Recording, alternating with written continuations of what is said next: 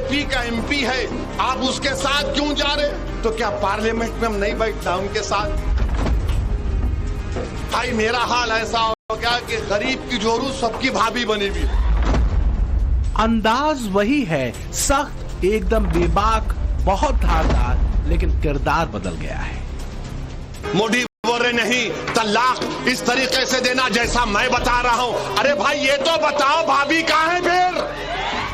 Dialogue delivery वैसी ही है, तीव्र, तीक्ष्ण, बेहद तीखी, दिलो दिमाग में सीधे नश्तर की तरह उतरने वाली, लेकिन ओवैसी का टारगेट बदल गया है।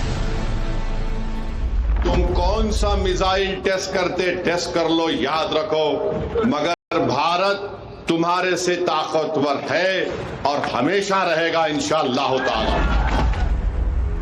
पहले औकात दिखाई, पाकिस्तान के प्रोपेगेंडा की हवा निकाली, इस्लाम परस्ती का बाजा बजाने वाले शहबाज, बिलावल, मुनीर सबको जमकर धोया, और अब हैदराबादी भाईजान निकल चुके हैं बिल्कुल नए मिशन पर, जिसके मूल में मजहब और मुसलमान नहीं, 100% खालिस राष्ट्रवाद है। पाकिस्तान के चेहरे से मुखौटा उतारने टीम मोदी के खास सिपहसालार ओवैसी पहुंच चुके हैं बहरीन, जहां वो आतंक परस्त मुल्क की कलई खोलेंगे। जो ताकतें इस मुल्क में दहशतगर्दी के जरिए मासूम लोगों को कत्ल कर रहे हैं, अल्लाह उन दहशतगर्दों का खात्मा कर दे। और याद रखिए, ये हमारा वतन है जिसकी बारे में हदीस शरीफ में आया है कि इमाम हाकिम ने अपनी किताब में लिखा, हज़रत अली से रिवायत है कि अल्लाह के रसूल सल्लल्लाहु अलैहि वसल्लम ने फरमाया कि मुझे हिंद से ठंडी हवा आती है, कि मुझे हिंद से ठंडी हवा आती है। पहलगाम आतंकी हमले के बाद ओवैसी ने अपनी राजनीति का गियर बदला है। जिन ओवैसी की राजनीति का आधार ही मोदी विरोध था, पहलगाम हमले के बाद वो सरकार के साथ खड़े नजर आ रहे हैं।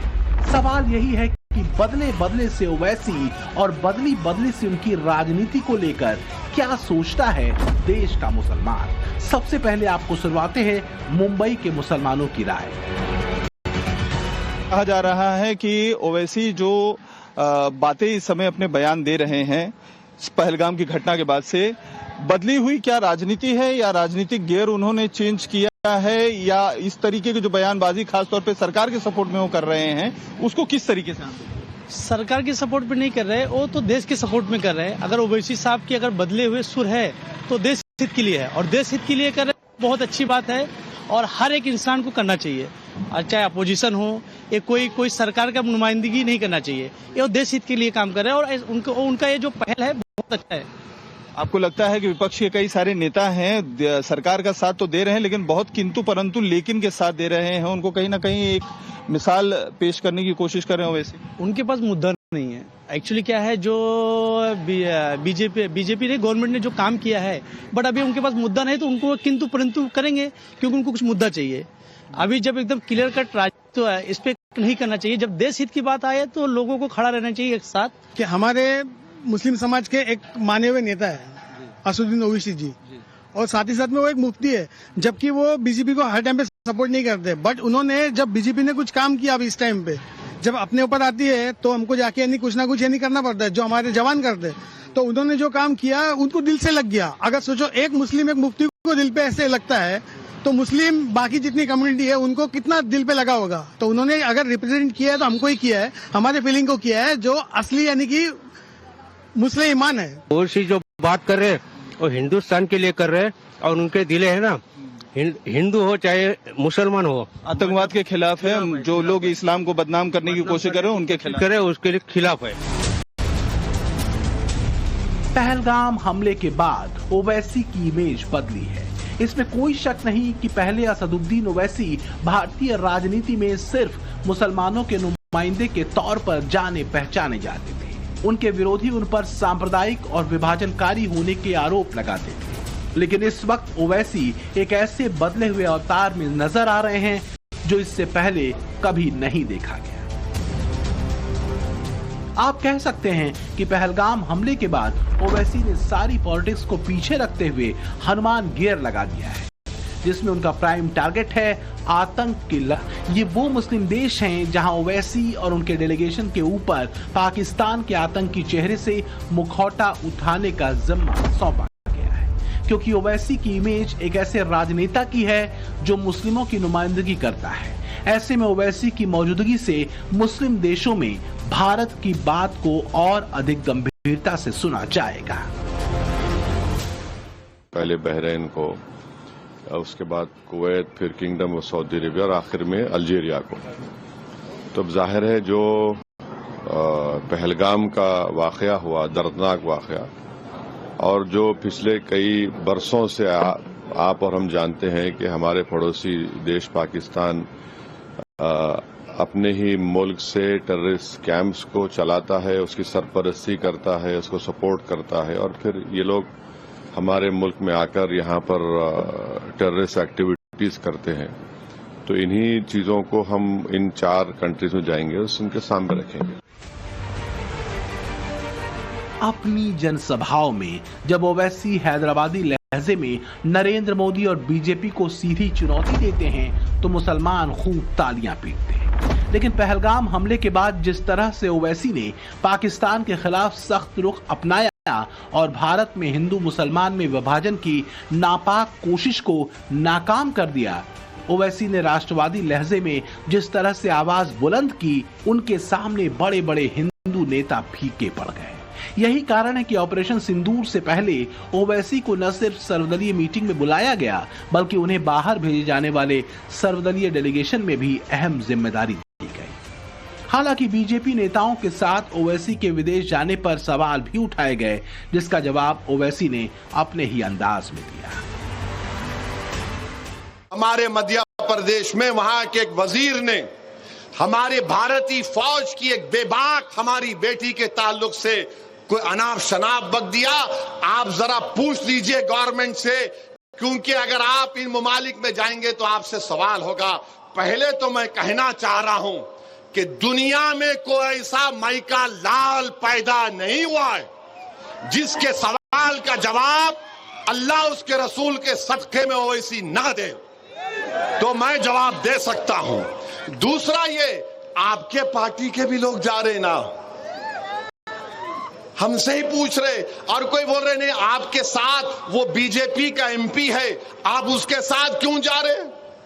तो क्या पार्लियामेंट में हम नहीं बैठना उनके साथ? आप वोट डाले तो मेरे भाई मेरा हाल ऐसा हो गया कि गरीब की जोरू सबकी भाभी बनी हुई है। असल में पहलगाम हमले के बाद से ही गर्म माहौल में सबसे अधिक हैरान हैदराबाद के सांसद और AIMIM प्रमुख असदुद्दीन ओवैसी ने किया है। भारतीय राजनीति का मुस्लिम चेहरा बने ओवैसी ने सबसे पहले न सिर्फ पाकिस्तान पर हमला बोला, बल्कि पाकिस्तानी नेताओं के बेशर्म बयानों पर करारा प्रहार भी किया। ओवैसी की जुबान पर पहले मोदी, मुसलमान, मदरसा और मस्जिद होते थे, मगर अब वो आसिम मुनीर, शहबाज शरीफ और बिलावल भुट्टो जरदारी पर हमलावर हो रहे हैं। पहलगाम हमले के बाद आमतौर पर जब विपक्ष मोदी सरकार की आलोचना कर रहा था तो ओवैसी पूरी मजबूती से पहली बार मोदी सरकार के साथ खड़े नजर आए। भाईजान के इस हृदय परिवर्तन पर क्या सोचता है यूपी की राजधानी लखनऊ का मुसलमान, सुनिए जरा। ओवैसी साहब जो भी हैं वो देश के लिए खड़े हैं, ना वो किसी बीजेपी से उनका ताल्लुक है और ना ही किसी अपने पार्टी को इस वक्त देख रहे हो। वो देश हित में है, ना कि मोदी जी के साथ है। ये कहना गलत है कि मोदी जी के समर्थन में ओवैसी साहब बोल रहे, नहीं, वो देश के साथ हैं। और ये ओवैसी साहब का नहीं, ये हर मुसलमान, हिंदुस्तान के हर मुसलमान का ये स्टेटमेंट है कि हम इस देश के साथ हैं। असदुद्दीन को लेकर जिस तरह से बातें होती है कि वो भारतीय जनता पार्टी की बी टीम है, तो ये साफ नजर आ रहा है कि असदुद्दीन ओवैसी इस मामले में या और तमाम मामलों में जो समर्थन करते चले आ रहे हैं, इससे साफ पता चलता है कि असदुद्दीन ओवैसी भारतीय जनता पार्टी की बी टीम है। अब इस मसले को लेकर के तो ठीक है, बाकी अदरवाइज और नीतियां और विचारधाराएं वो सब अलग हैं, वो अपनी जगह है, वो अपनी जगह है। मोदी सरकार जिस आतंक के मुद्दे पर पाकिस्तान से डील कर रही है, ऑपरेशन सिंदूर के बाद डिप्लोमेटिक टूल्स से पाकिस्तान का पक्का इलाज करने के प्लान पर काम कर रही है, उससे ओवैसी का पूरा समर्थन है। पाकिस्तान को लेकर ओवैसी ने जैसा रौद्र रूप दिखाया है, देश के मुसलमानों के बीच वो भी चर्चा का सबब बना हुआ है। कुछ लोग इसे हिंदू वोटों के लिए ओवैसी के पॉलिटिक्स का टैक्टिकल शिफ्ट कह रहे हैं, तो कुछ ओवैसी के स्टैंड को बीजेपी की बी टीम की लाइन के साथ टैग कर रहे हैं। लेकिन अधिकांश मुसलमान यही मान रहे हैं कि हैदराबादी भाईजान ओवैसी का यह नया अवतार भयंकर लाजवाब है। आइए आपको सुनवाते हैं ओवैसी पर बिहार के मुसलमानों।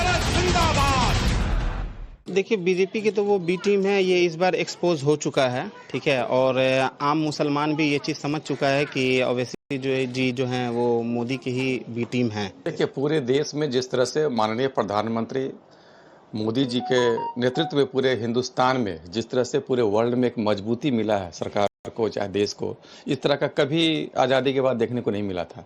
आज विपक्ष हो या पक्ष, सब एक सुर से सुर इसलिए मिला रहा है कि एक नेतृत्व है देश में, एक मजबूत नेतृत्व जिसको बोलते हैं, जिसका विदेश नीति मजबूत है। और आज ओवैसी ही नहीं, हिंदुस्तान का हर नागरिक, चाहे वो जिस स्थिति में है, वो हिंदुस्तान के हर सफलता के साथ और हर मुद्दे पे एकत्रित हैं। इसी मुद्दे पे ओवैसी भी साथ हैं।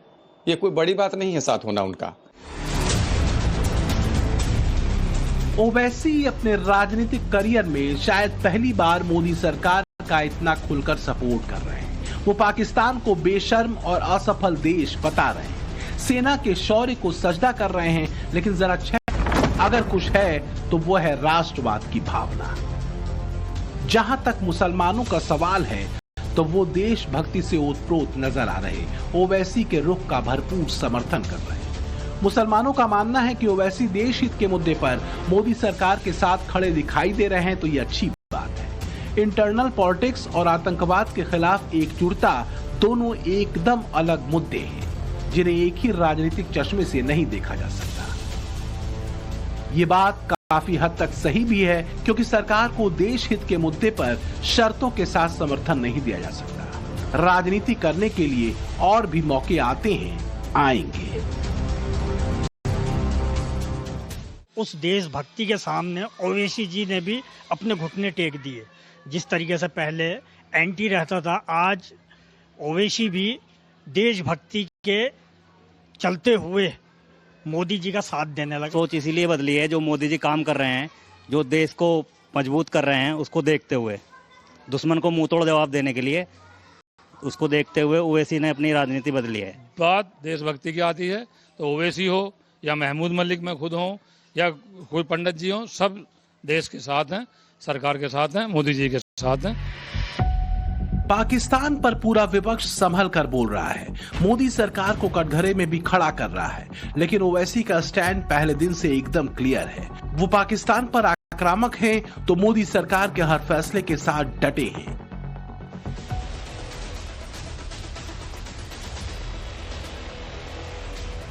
विमल में गुलिस्तां के पैसा लगाना है,